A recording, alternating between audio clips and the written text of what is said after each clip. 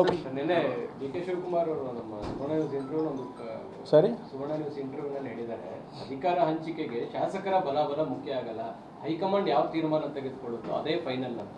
ಈಗ ಎಲ್ಲರೂ ಅದೇ ಅಂತ ಹೈಕಮಾಂಡ್ ತೀರ್ಮಾನಗಳು ಹೇಗೆ ತೊಗೊಳುತ್ತೆ, CLP ಅವ್ರಿಗೆ ಎಲ್ಲ CLPಗೆ ಮಾತಾಡಿ ತೊಗೋತಾರೆ, ಎಲ್ಲ ಶಾಸಕರಿಗೆ ಕೇಳ್ತಾರೆ, ಮಾಡ್ತಾರೆ.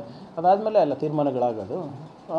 High command always takes the pulse of the legislators and they will take a decision.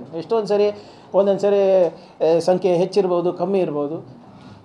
ನಿರ್ಧಾರಗಳನ್ನು ಮೇಲ್ಗಡೆ ನಮ್ಮ ಹೈಕಮಾಂಡ್ ತೊಗೊಳ್ತಾರೆ. ಎರಡೂ ಇಂಪಾರ್ಟೆಂಟ್ ಹೈಕಮಾಂಡ್ ಅಂಡ್ ಶಾಸಕರ ಎರಡೂ ಇಂಪಾರ್ಟೆಂಟ್ ಇದೆ.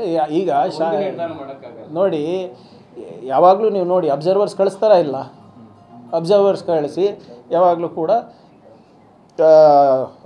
ಏನು ಎತ್ತ ಇಲ್ಲಿ ಪ್ರಸ್ತುತ ವಾತಾವರಣ ಹೇಗಿದೆ ಅಂತ ಕೇಳಿಬಿಟ್ಟೆ ನೋಡ್ತಾರಲ್ವ. ಹಾಗೆ high command will take decision in its wisdom when the time is right. ಇವತ್ತು CM ಡಿನ್ನರ್ ಕರೆದಿದ್ದಾರೆ ಸರ್, ಅದನ್ನ ಬಿಜೆಪಿ ಇದನ್ನ ಬಿಹಾರದ ಚುನಾವಣೆಗೆ ಕನೆಕ್ಟ್ ಮಾಡ್ತಾ ಇದೆ. ಮಾಡಲಿ ಅಂತ BJP ಕೆಲಸ ಏನಿದೆ, ಬಿಹಾರಿಗೆ ಕನೆಕ್ಟ್ ಮಾಡ್ತಾರೆ, ಅವ್ರಿಗೆ ಟೈಮ್ ಕೊಟ್ಟರೆ ಅಫ್ಘಾನಿಸ್ತಾನಿಗೂ ಕನೆಕ್ಟ್ ಮಾಡ್ತಾರೆ, ಪಾಕಿಸ್ತಾನಿಗೂ ಕನೆಕ್ಟ್ ಮಾಡ್ತಾರೆ. ಅವ್ರದ್ದೇನು ಕೆಲಸ? ನಿರುದ್ಯೋಗಿಗಳು ಅವರು. ಈಗ ಹೋಗಿ ಅಲ್ಲಿ ಕರ್ನಾಟಕದ ಪರವಾಗಿ ಇವರಿಗೆ ಮಾತಾಡೋ ಶಕ್ತಿ ಇಲ್ಲ. ಮೇಲ್ಗಡೆ BJP ಸಂಸದರು ಇರ್ಬೋದು, BJP ಇಲ್ಲಿನ ನಾಯಕರು ಇರ್ಬೋದು. ಅತಿವೃಷ್ಟಿಯಾಗಿದೆ, ನಮಗೆ NDRFನಲ್ಲಿ ಹೆಚ್ಚು ದುಡ್ಡು ಕೊಡಿಸ್ಬೋದು, ತೆರಿಗೆನಲ್ಲಿ ಪಾಲು ಕೊಡ್ಬೋದು, ಕೇಂದ್ರ ಸರ್ಕಾರದಲ್ಲಿ ಕೆಲವು ಯೋಜನೆಗಳು ತರ್ಬೋದು, ಮಾಡ್ತಾರೆ. ಅವೆಲ್ಲ ಮಾಡೋದಿಲ್ಲ, ಬರೀ ಇಂಥವೇ. ಈಗ ಏನು ಮಾಡೋದು, ಅವ್ರ ಅಸ್ತಿತ್ವ ಉಳಿಸ್ಕೊಳ್ಳಿಕ್ಕೆ ದಿನ ಮೀಡಿಯಾನಲ್ಲಿ ಬಂದು ಕಾಂಗ್ರೆಸ್ ಬಗ್ಗೆ ಮಾತಾಡಬೇಕು, ರಾಹುಲ್ ಗಾಂಧಿಯವ್ರ ಬಗ್ಗೆ ಮಾತಾಡಬೇಕು, DK ಅವ್ರ ಬಗ್ಗೆ ಮಾತಾಡಬೇಕು, ಸಿದ್ದರಾಮಯ್ಯ ಅವ್ರ ಬಗ್ಗೆ ಮಾತಾಡಬೇಕು, ನನ್ನ ಬಗ್ಗೆ ಮಾತಾಡಬೇಕು. ಪಾಪ ಇವರಿಗೆ ನಿರುದ್ಯೋಗಿ ಆದಮೇಲೆ ಇದೆ ಅಲ್ಲ ಸಮಸ್ಯೆ. ನಿನ್ನೆ ಮುಂದೊತ್ತವರು 5 ಜನ ಪಟ್ಟಿದಾಗ DCM ಅವರು ಮಾತು ಹೇಳ್ತಾರೆ ಸರ್, RSSಗೆ ಅದರದೇ ಆದ ಒಂದು ಇತಿಹಾಸ ಇದೆ ಅಂತ ಅವ್ರು ಪಾಸಿಟಿವ್ ಆಗಿ ಅದ್ರ ಬಗ್ಗೆ ಮಾತಾಡಿದ್ದಾರೆ. ಇಲ್ಲ, ಇತಿಹಾಸ ಇದೆ, ಯಾರಿಲ್ಲ ಅಂದಿದ್ರು. ಸುಳ್ಳಿನ ಇತಿಹಾಸ ಇದೆ ಅಷ್ಟೇ. ಅದು ಪಾಸಿಟಿವ್ ಆಗಿ ಅವ್ರು ತೊಗೊಂಡಿದ್ದಾರೆ RSS ಅವರು. ಅವ್ರ ಇತಿಹಾಸ ಅವರಿಗೆ ಗೊತ್ತಿಲ್ಲ, RSS ಅವ್ರದ್ದು. ಈಗ ನನ್ನ ಇವರೆಲ್ಲ ಇಷ್ಟು ಗೋರಕ್ಷಣೆ ಬಗ್ಗೆ ಮಾತಾಡ್ತಾರಲ್ಲ, ಸಾವರ್ಕರ್ ಅವರು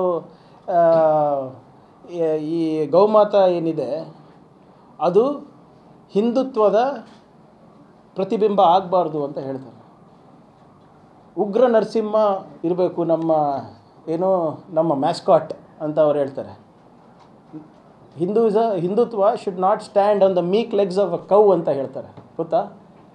ಇವ್ರಿಗೆ ಗೊತ್ತಿದೆ, ಇವ್ರ ಇತಿಹಾಸ ಗೊತ್ತಿದೆಯಾ ಸಾವರ್ಕರ್ ಅವ್ರದ್ದು ಹಿಂದುತ್ವ? ಅದು ಬನ್ನಿರಿ ಚರ್ಚೆಗೆ, ಅಸೆಂಬ್ಲಿನಲ್ಲಂದರೆ ಬರೋದೇ ಇಲ್ಲ ಇವ್ರು ಯಾರು. ಈಗೆಲ್ಲ ಉದ್ದುದ್ದ ಭಾಷಣ ಹೊಡಿತಾರೆ. ಪಾಪ ಅಲ್ಲಿ ಅಸೆಂಬ್ಲಿನಲ್ಲಿ ಬಾಬಾ ಸಾಹೇಬ್ ಅಂಬೇಡ್ಕರ್ ಅವ್ರದ್ದು ಸಾವರ್ಕರ್ದು ಹೇಳಿದ್ರು. ಏನಾಯ್ತು ರೀ, ದಾಖಲೆಗಳು ಕೊಟ್ಟೆ, ರಾಜೀನಾಮೆ ಸಿಗ್ತಾ? ಅದಾದಮೇಲೆ ಏನಂದರು ಪಾಪ, ಇಲ್ಲ ಎಲ್ಲ ಸುಳ್ಳು ಸೃಷ್ಟಿ ಮಾಡಿದಾರೆ ಅಂತ. ಮೋದಿಯವ್ರು ಸೃಷ್ಟಿ ಮಾಡಿರೋದು ಸುಳ್ಳು ಹೇಳ್ತಾ ಇದ್ದಾರೆ ಅಂದರೆ ಇನ್ನೇನು ಹೇಳೋಕ್ಕಾಗ್ತದೆ? ಸೊ ಅದರಿಂದ ಇವ್ರ ಇತಿಹಾಸನೇ ಗೊತ್ತಿಲ್ಲ. ಅವರ RSS ಅವರ ಇತಿಹಾಸದ ಪಾಠವನ್ನು ಹೇಳ್ಕೊಡ್ಬೇಕಾದ್ರೆ ನಾನು ರೆಡಿ ಇದ್ದೀನಿ. ಅವರಿಗೆ ಬೇಕಾದರೆ ಒಂದು ಸ್ಪೆಷಲ್ ಅಧಿವೇಶನನೇ ಕರೆಯೋಣ ಇದಕ್ಕೆ ಬೇಕಿದ್ರೆ. ಅವ್ರು ಕೇಳಕ್ಕೆ ತಯಾರಿರ್ಬೇಕಷ್ಟೇ. ಈಗ ಆದೇಶ ಮಾಡ್ತಾರೆ ಹೇಗೆ ಸರ್ ನಿಷೇಧ ಮಾಡಿ? ನೋಡೋಣ, ಮುಖ್ಯಮಂತ್ರಿಗಳು ಮುಖ್ಯ ಕಾರ್ಯದರ್ಶಿಗಳಿಗೆ ರೆಫರ್ ಮಾಡಿದ್ದಾರೆ. ನೋಡೋಣ. ಇದು ಬರೀ ಚರ್ಚೆಗಷ್ಟೇ ಸೀಮಿತವಾಗಿ ಬಂದು ಹೋಗುತ್ತಾ? ನೀವೆಲ್ಲ ಸಪೋರ್ಟ್ ಮಾಡಿದ್ರೆ ಆಗುತ್ತೆ, ಯಾಕಾಗಲ್ಲ?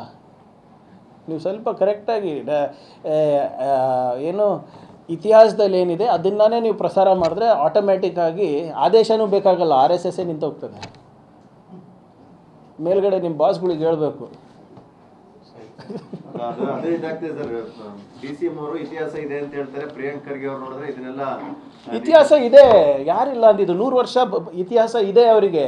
ಸುಳ್ಳಿನ ಇತಿಹಾಸ ಇದೆ, ದೇಶ ವಿರೋಧಿ ಚಟುವಟಿಕೆ ಮಾಡುವಂಥ ಇತಿಹಾಸ ಇದೆ, ಗಾಂಧೀಜಿಯವರ ಯಾವ ರೀತಿ ಕೊಂದಿರೋದು ಇತಿಹಾಸ ಇದೆ, ಸಮಾಜದಲ್ಲಿ ಕೋಮದ ವಿಷ ಬೀಜವನ್ನು ಬಿತ್ತಿರೋ ಇತಿಹಾಸ ಇದೆ. ಯಾರಿಲ್ಲ ಅಂದಿದ್ದು.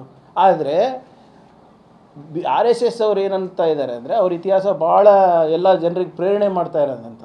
ಇಲ್ಲ, ಅದು ಇವಾಗ ವಾಟ್ಸಪ್ ಇತಿಹಾಸ ಈಗ ಸೃಷ್ಟಿ ಮಾಡ್ತಾ ಇರೋದು. ಅವ್ರ ಹಳೆಯ ಇತಿಹಾಸ ತೆಗೆದು ನೋಡಿ, ಕರೆಕ್ಟಾಗಿ ಗೊತ್ತಾಗ್ತದೆ.